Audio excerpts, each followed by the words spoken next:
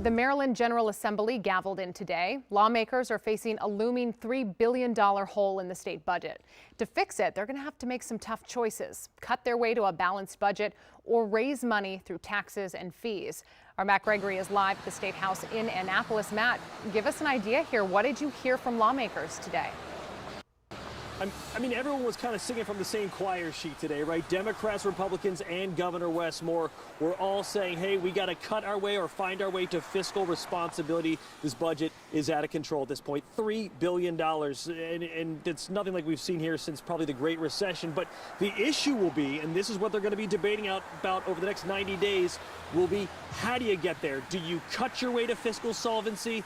Or do you raise taxes and fees? And that will be the heart of the debates going forward. But let's take you through what we saw today, because the first to talk about it were the Republicans, the Republican caucus for the GOP here at the State House. Now, a reminder that they're in the minority, and they say for years that the problem here has come from Democrat spending.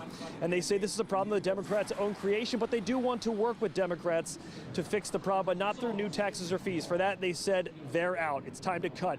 On the other side of the aisle, we heard from Democrat lawmakers, but Democrat Governor Wes Moore said his latest budget right now has found $2 billion in cuts. He hasn't revealed where those are really coming from, but just said parts of government inefficiency had sort of places they were able to find $2 billion.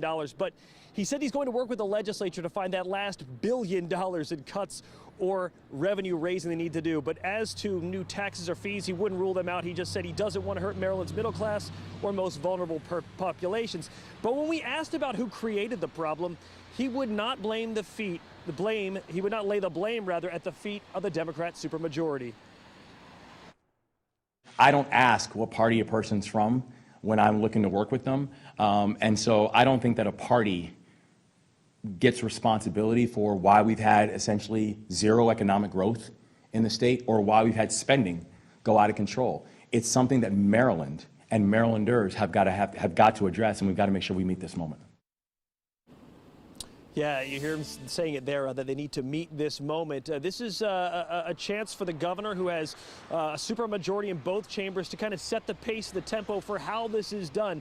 Republicans, as you heard there, they said they're willing to look forward to help, but say all they can really do is offer counsel and debate to kind of keep this awake. This is going to come to the Democratic Party really looking at ways to find their way to fiscal solvency here. Coming up at 5 o'clock, you're going to hear from our DMV lawmakers on what they think they would like to see the rest of the legislature do. Hear if that's going to be cuts or if it's going to be new taxes. We'll take a look coming up in 1 hour.